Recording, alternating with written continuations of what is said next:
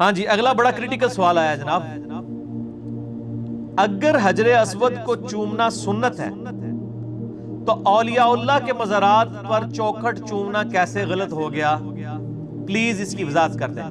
Please صاحب پہلے تو یہ دسو کہ تسی دو چیزاں کتھوں زمین اسمان کو ملا دیا آپ نے؟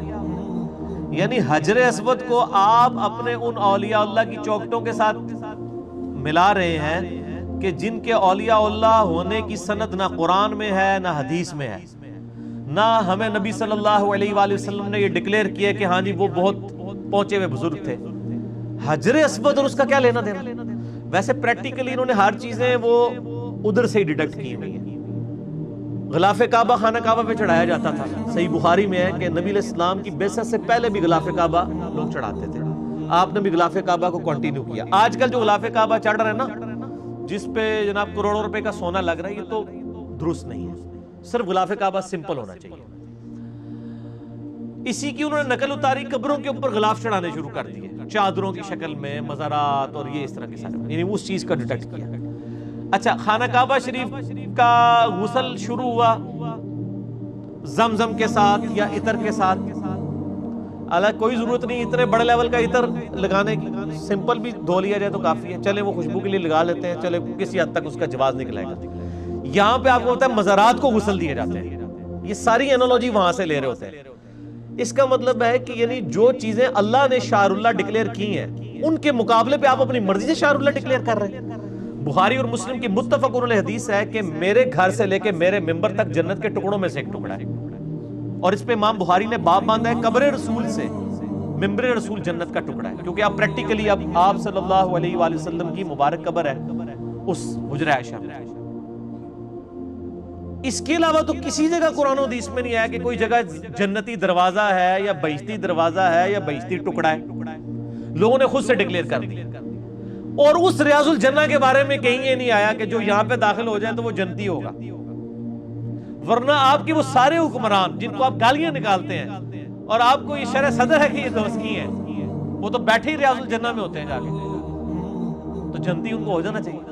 ہاں، وہ اعلیٰ حضرت نے ایک شعر لکھا ہے کہ جنت میں آ کے نار میں جاتا نہیں کوئی، وہ کہتے ہیں جنت میں آنے کے بعد جو ایک دفعہ جنت میں داخل ہو جائے گا پھر دوزخ میں نہیں جائے گا، تو کہتے ہیں کہ یا اللہ میں بھی ریاض الجنہ میں آ گیا ہوں تو میں اللہ سے امید کرتا ہوں کہ میں دوزخ میں نہیں جاؤں گا۔ اس طرح امیدیں کرنے سے تو کوئی نہیں ہوگا، ورنہ تو لوگ ٹکٹ کٹا کے حرام کے پیسوں پہ بھی ہر سال ماشاءاللہ وہاں اعتکاف بھی بیٹھے ہوئے ہوتے ہیں جا کے، اور ریاض الجنہ سے ہٹتے ہی، اور پھر بڑے فخریہ بتا رہے ہوتے ہیں میں انے نفل پڑھے، روزہ شریف کے سامنے بھی یعنی باقیوں کا حق بھی مارنے کے لیے گھنٹوں کھڑے رہتے ہیں۔ ایسا نہیں ہونا چاہیے، سب کو موقع دینا چاہیے۔ تو یہ لوگوں نے خود سے بنا لی ہوئی ہیں، اور ان چیزوں کو ان کے ساتھ کمپیئر کرنا بہت بڑا ظلم ہے۔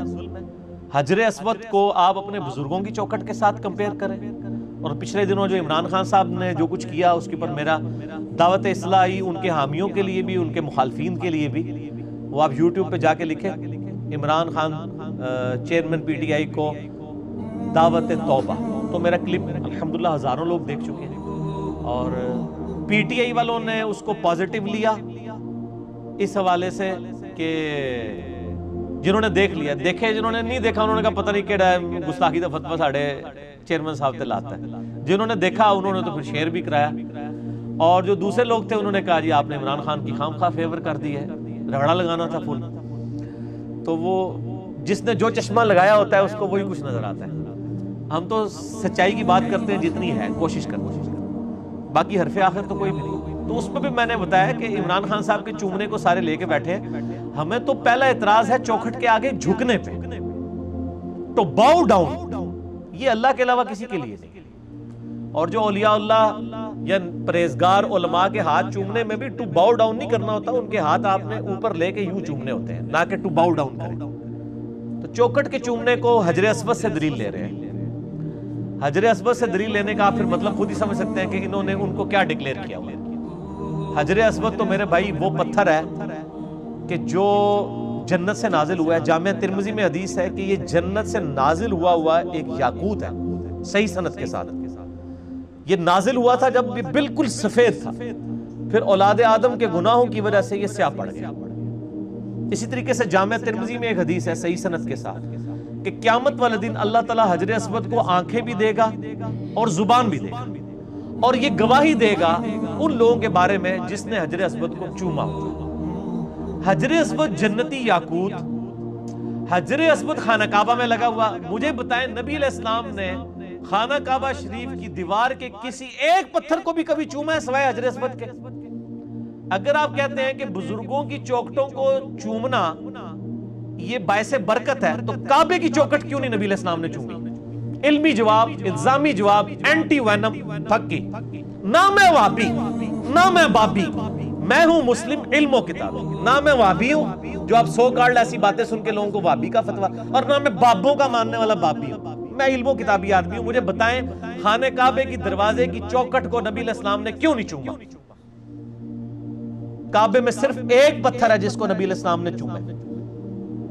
رکن یمانی کو بھی صرف ہاتھ مس کیا، چوما نہیں ہے۔ اور وہ جس پتھر کو چوما وہ بھی اس دنیا کا پتھر نہیں، جنت کا یاقوت۔ اس کے ساتھ اپنے بزرگ بابوں کے، پاکستانیوں کے حرام اور حلال کے پیسے مکس، ناچ گانے والے جہاں پہ سارے معاملات ہو رہے ہوتے ہیں، خلاف شرع کام ہو رہے ہوتے ہیں، وہاں پہ چندے اکٹھے ہو کے جو مزارات بنائے گئے، ان کو آپ حجر اسود کے ساتھ کمپیئر کر رہے ہیں۔ تو میں تو پھر آپ کے یعنی مسلمان ہونے پہ ہی شک کروں گا، ایک مسلمان کی تو غیرت نہیں۔ اب آپ کی وہ گستاخانہ سوچ کہاں گئی کہ جی گستاخی ہو گئی ہے، یہ حجر اسود کی گستاخی نہیں ہے۔ اور پھر سیدنا عمر نے ایسا فتویٰ دیا کہ سارے توڑے جھوٹے عقیدے ٹھپ کے رکھ چھڑے نے۔ بخاری اور مسلم دونوں میں حدیث ہے، حجر اسود کے پاس سیدنا عمر آئے رضی اللہ تعالیٰ عنہ علیہ السلام اور کہا حجر اسود تو ایک پتھر ہی ہے، نہ کسی کو نفع دے سکتا ہے نہ نقصان دے سکتا ہے، میں صرف اس لیے چوم رہا ہوں کہ میں نے نبی علیہ السلام کو چومتے ہوئے دیکھا۔ یعنی انہوں نے کہا میں سنت پوری کر رہا ہوں، ورنہ یہ میرا عقیدہ کوئی نہیں کہ تو کسی کو نفع نقصان دے سکتا ہے۔ تو سر جو لوگ اس خواہش میں کہ ہم کسی بزرگ کی چوکھٹ چوم کے پرائم منسٹر بننا چاہتے ہیں، تو میں ان کو یہ کہتا ہوں کہ اللہ کے بندو، ٹرمپ نے کس بزرگ کی جا کے وہ چومی ہے کہ وہ بن گیا؟ ٹھیک ہو گیا، وہ سارے ہی چوم رہے ہیں۔ آپ دیکھ لیں ہمارے جتنے سیاسی لیڈر ہیں، چاہے آپ بلاول بھٹو صاحب کو دیکھ لیں، وہ بھی ایک مزار سے اپنی سیاسی مہم کا آغاز کرتے ہیں۔ نون لیگ والوں کو دیکھ لیں، وہ کسی اور مزار سے، سارے ہی آغاز کر رہے ہیں، ٹھیک ہے نا، اور ہمیشہ سے کرتے آ رہے ہیں۔ یعنی ان چیزوں کے ساتھ فیصلے ہونے ہیں۔ یعنی آپ لوگ اپنی دنیا کے چکر میں اپنی آخرت بھی برباد کرنا چاہتے ہیں۔ اللہ سے ڈرنا چاہیے۔ اور حجر اسود پہ سیدنا عمر کیا فتویٰ دے رہے ہیں؟ تو کسی کو نفع نقصان نہیں دے سکتا۔ حجر اسود ہے جنتی یاقوت، اور یہاں لوگ کہہ رہے ہیں یہ آپ انگوٹھی ہیں اور یہ نگینے پہنے تو اس سے آپ کو فائدہ ہوگا، اور جو جنت کا یاقوت ہے وہ کوئی نفع نہیں دیتا، تو اڑے دنیا نے یاقوت آنے کے کرنا چاہیے۔ اسلام جو ہے وہ انہی توہمات کے خلاف تھا۔ قرآن حکیم میں واضح ہے، لا تقف ما لیس لک بہ علم ان السمع والبصر والفؤاد کل اولئک کان عنہ مسئولا۔ اے انسان کسی چیز کی پیروی اس وقت تک مت کر جب تک کہ تیرے پاس اس کے بارے میں ڈیفینیٹ علم نہ آ جائے۔ بے شک آنکھ، کان اور عقل، دل یا دماغ دونوں چیزیں ہو سکتی ہیں، اس کے بارے میں تم سے پوچھا جائے گا کہ ان چیزوں کو استعمال کر کے تم نے حق بات کیوں نہیں حاصل کی۔ کالی بلی راستہ کاٹ دے، نحوست ہے، تو یہ تو ہندوانہ سوچ ہے نا۔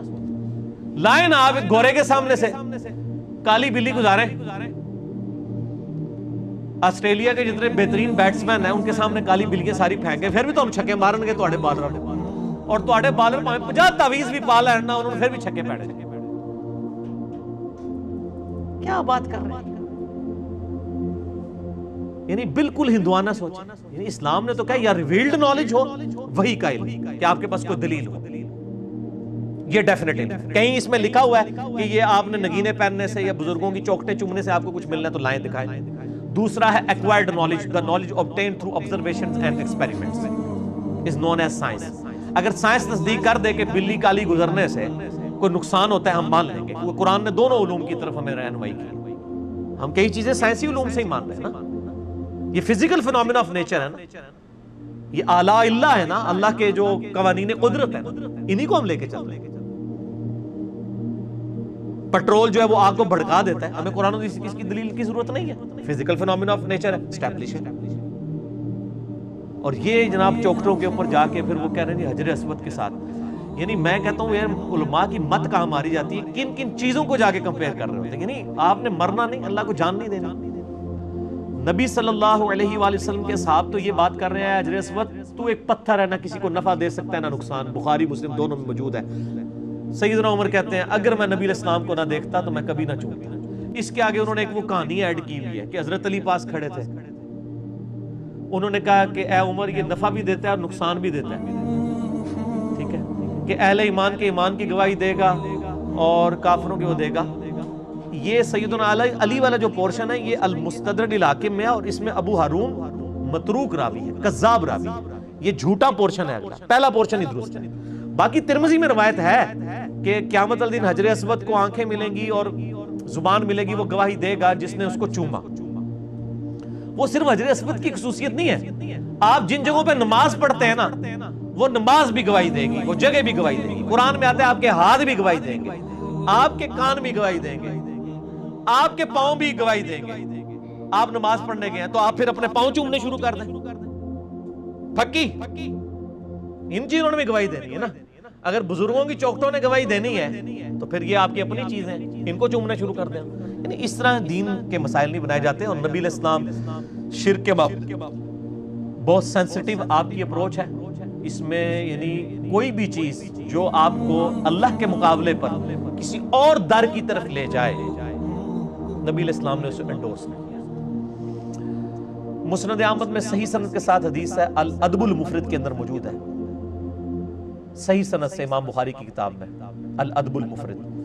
ایک صحابی نے کہا یا رسول اللہ صلی اللہ علیہ وآلہ وسلم ما شاء اللہ و شئت, جو اللہ چاہے اور جو آپ چاہیں. آپ نے فرمایا اجعلتنی للہ ندا, کیا تو نے مجھے اللہ کے مقابلے پر کھڑا کر دیا؟ قل بل ما شاء اللہ وحدہ, بلکہ کیا جو اکیلا اللہ چاہے. اب اس نے آگے سے نہیں کہا یا رسول اللہ, میرا کہنے کا مطلب یہ نہیں تھا کہ آپ اللہ ہیں, نہ میں نے آپ کو مستقل بالذات مانا تھا, میں نے تو آپ کو عطائی مانا تھا, آپ کو محدود ہی مانا تھا, اللہ کا بندہ ہی مانا تھا. کوئی جھوٹی کلیریفیکیشن اس بندے نے نہیں دی ہے, اس کو پتا تھا یہ امام الموحدین ہے صلی اللہ علیہ وآلہ وسلم. صحیح مسلم میں انٹرنیشنل نمبر کے مطابق 2010 نمبر حدیث ہے, کتاب الجمعہ چیپٹر میں.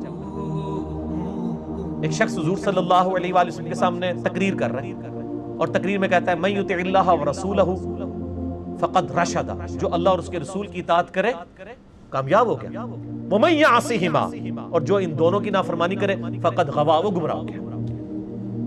اس جملے میں کوئی خرابی ہے؟ جو اللہ اور اس کے رسول کی اطاعت کرے وہ کامیاب ہوا, جو ان دونوں کی نافرمانی کرے وہ ناکام ہو گیا. اس میں کوئی لٹریچر کی خرابی ہے, کوئی سیاق و سباق سے ہٹ گیا ہے, کوئی کانٹیکسٹ کا مسئلہ ہے؟ نہیں. آپ علیہ السلام فرمایا بئس الخطیب انت, اور کتنا برا خطیب ہے تو. یہ کون شخص کہہ رہا ہے؟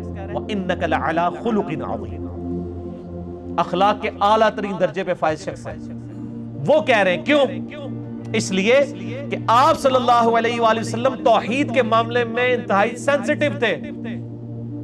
آپ صلی اللہ علیہ وآلہ وسلم کسی کو اس حوالے سے کوئی چھوٹ دینے کے لیے تیار نہیں تھے. بئس الخطیب, کتنا برا خطیب ہے. اس نے نہیں آگے سے کہا یا رسول اللہ دیکھیں میں نے پہلے کہہ لیا تھا نا جو اللہ اور اس کے رسول کی اطاعت کرے, اگر میں یہ کہہ رہا ہوں کہ ان دونوں کی تو اس میں کیا حرج ہے؟ آپ نے فرمایا یہ نہیں اس نے کہا. آپ فرمایا تو نے یہ کیوں کہا ان دونوں کی, تجھے کہنا چاہیے تھا وَمَن يَعْصِ اللَّهَ وَرَسُولَهُ فَقَدْ غَوَىٰ, جو اللہ اور اس کے رسول کی نافرمانی کرے وہ گمراہ. یار بات وہی تھی, لیکن اس میں خطرہ تھا کہ شرک داخل ہو سکتا ہے. ادھر آپ کو وہ جناب وہ بزرگوں کے شعر سنا رہے ہوتے ہیں, ہک ہے ہک ہے ہک ہے, جڑا ہک کی ڈو آکھے وہ کافر و مشرک ہے. ہم کہتے ہیں جڑا ڈو کی ہک آکھے وہ کافر و مشرک ہے. نبی علیہ السلام نے یہ فرمایا. اور ابو داؤد میں 1099 نمبر حدیث ہے, اسی حدیث کا آگے طریق ہے مسلم والی. آپ فرمایا قم اذهب, اٹھ ادھر سے نکل جا. یعنی اتنا آپ کا غصہ, آپ نے کہا اس ٹائم تو اپنی شکل دور کر ادھر سے. سر یہ بہت سینسٹیو مسئلہ ہے, انہوں نے بنایا ہوا تماشا. ابو داؤد ترمذی ابن ماجہ میں حدیث ہے, ابو داؤد میں ڈیٹیل کے ساتھ ہے. ایک صحابی نبی علیہ السلام کے پاس آئے, سجدے کی اجازت مانگی. دوسری روایت میں آتا ہے سجدہ کر دیا. آپ فرمایا سر اٹھا, یہ کیا کر رہا ہے؟ اس نے کہا رسول اللہ میں کوفے کے پاس ہیرا نامی ایک شہر ہے, وہاں گیا تھا, وہ لوگ اپنے سردار کو سجدہ کرتے ہیں, تو میں نے کہا کہ میں بھی آپ کو سجدہ کروں. قیاس کیا, اور بھائی صحابی کا قیاس بھی ہونا وہ بھی مردود ہے اگر قرآن و سنت سے ٹکرا جائے. تم لوگ اپنے بزرگ بابوں کے قیاس لے کے بیٹھے ہوئے ہو, پھر تو میں کہوں گا نہ میں وابی نہ میں بابی, میں ہوں مسلم علم و کتاب. آپ اپنے بزرگوں کے قیاس لے کے بیٹھے ہوئے. صحابی کا کیا اصلی نبی علیہ السلام نے آپ فرمایا سر اٹھا بتا جب میں فوت ہو جاؤں گا تو میری قبر سے گزرے گا کیا میری قبر پہ بھی سجدہ کرے گا؟ کہا یا رسول اللہ نہیں. فرمایا پھر مجھے کیوں سجدہ کر رہا ہے؟ اگر میں سجدہ جائز سمجھتا تو بیویوں سے کہتا کہ اپنے خاوندوں کو سجدہ کریں اس حق کے سبب جو اللہ تعالیٰ نے ان کو دیا. یعنی ان کو بھی اللہ نے اجازت دی ہے, اگر ہوتا تو ان کو ہوتا. اور آپ جناب بزرگوں کی چوکھٹیں چوم رہے ہیں اور وہ آپ کی بیگم صاحبہ جو آپ کو ساتھ وہاں لے گئی ہیں چوکھٹ کے اوپر, اس بیگم کو چاہیے تھا اس نے کوئی چومنا ہی تھا تو اپنے خامد کے پاؤں چوم لیتی, وہ بھی حد رکوع کے بغیر. خامد کو بٹھاتی چارپائی کے اوپر, خود نیچے زمین پہ بیٹھ کے تو خامد کے پاؤں چوم لیتی نا, تو ہم کو فتویٰ نہ لگاتے. الٹا یہ کہ وہ چومنے کی بجائے انہوں نے جا کے وہ خامد کو بھی جا کے چوکھٹ کے اوپر جو ہے جھکوا دیا. ہم تو بڑی امیدیں لگا کے بیٹھے ہوئے ہیں میرے بھائی, ہمیں تو بڑی امیدیں ہیں, لیکن اب ہم تو بڑے ڈرے ہوئے ہیں کہ اگر یہی صورتحال رہی تو پھر آنے والے وقت میں اگر ہمارے ملک کے لیڈر اس طرح کے ہوں گے تو پھر کیا بنے گا. تو یہ بہت سینسٹیو مسئلہ ہے اور الحمدللہ ہم نے وہ آنٹی پنکی تک یہ اپنی ویڈیو پہنچا بھی دی ہے. وہ ہاں جی پاک وطن سے کچھ لوگ تھے جو علم و کتابی تھے, انہوں نے پھر بتایا کہ جی ہمارے تو ان کے ساتھ تعلقات ہیں اور ہم نے آپ کی ویڈیو ان کو شیئر کروا دی ہے. تو جواب کوئی نہیں آیا. تو چلیں دیکھ لیں انشاءاللہ یہ کلپ بھی چڑھ جائے گا قبروں کے چومنے کے حوالے سے, تو معاملات مزید کلیئر ہو جائیں گے. میرے بھائی یہ بہت سینسٹیو مسئلہ ہے, اس کو مطلب لوگ تو کہتے ہیں یار کیا ہو گیا, میں نے دیکھا کئی علماء آئے ہیں انہوں نے پھر کلپ چڑھائے ہیں کہ جی اولیاء اللہ سے بغض ہے. میں پھر اس پہ کہتا ہوں آپ کو حجر اسود سے بغض ہے جو آپ نے یہاں پہ چوکھٹیں بنا لی ہیں چومنے کے لیے. آپ کو ریاض الجنہ سے ہے جو آپ نے بہشتی دروازے بنا لیے ہیں یہاں پہ, آپ کو ریاض الجنہ سے بغض ہے. اور آپ دیکھ لیں وہ یعنی وہ 7 کے اندر تو انہوں نے باقاعدہ پورا حج کرواتے ہیں, انہوں نے ساری وہ رمی والی جگہ بھی بنائی ہوئی ہے, جعلی زمزم بھی بنایا ہوا ہے, سارا کچھ بنایا ہوا ہے. ٹھیک ہے نا, تو پھر ہم یہ اصل تو مسئلہ یہ ہے آپ نے عوام کو کہیں لگا دیا, آپ بزرگوں کے رونے رو رہے ہیں. اللہ کے بندو ان بزرگوں کی کوئی اللہ نے سند نازل نہیں کی, اگر سند بھی نازل ہو تو یہ معاملات تو نہیں ہوں گے. ٹھیک ہے نا جی. اور پھر جعلی روایتیں لا کے پیش کرتے ہیں, اور جو ہر جگہ کوئی جعلی روایتیں جمع ہے نا وہ جمع کر کے تو وہ پیش کرنا شروع کر دیتے ہیں. اور وہ جعلی روایتیں ہوتی بھی صرف نبی علیہ السلام کی ذات سے ریلیٹڈ ہیں, ان کے تبرکات سے ریلیٹڈ ہیں. ٹھیک ہے نا, وہ تو ہم آلریڈی جو بخاری مسلم میں مانتے ہیں. صحیح بخاری میں نبی علیہ السلام کی وفات کے بعد ام سلمہ نے ایک کرتا نکالا اور فرمایا ہم اس کا 52 مریضوں کو شفا کے لیے پلاتے ہیں. صحیح مسلم میں آتا ہے کہ ایک بال مبارک تھا وہ نکالا گیا, وہ مریضوں کو 52 کے لیے دیا جاتا تھا. تو نبی علیہ السلام کے تبرکات سے میرے بھائی آپ اپنے بزرگ بابوں کے تبرکات کس طرح ثابت کر رہے ہیں؟ ان کی کون سی سند نازل ہوئی ہے؟ کیا سیدنا ابوبکر صدیق نے اپنے کبھی کرتے کا دھون کسی کو پلایا ہے؟ یا انہوں نے کہا کہ میری وفات کے بعد میری چوکھٹ کو آ کے چومنا؟ تو آپ میرے بھائی اپنے لوکل بابے کہاں لے کے بیٹھے ہوئے ہیں, اللہ سے ڈر جائیں. ٹھیک ہے نا جی. اور باقی ہم تو وہ ٹیکنیکل گفتگو نہیں کرنا چاہتے کہ جن لوگوں کے بارے میں آپ نے بزرگی کلیم کی ہوئی ہے نا, ان کے تعارف کے اوپر جو کتابیں ہمیں ان کی ملتی ہیں اس میں تو وہ عقیدے لکھے ہوئے ہیں جو کہ مطلب قرآن و سنت کے 100% منافی ہیں, اور اسلام کا دور دور تک ان سے کوئی تعلق نہیں ہے. ہم تو ان کاموں میں نہیں اب پڑھنا چاہتے ہیں, ہم تو اس طرح بھی پھر چل پڑیں گے. تو اس لیے اللہ سے ڈریں اور قرآن و سنت کی تعلیمات کے اوپر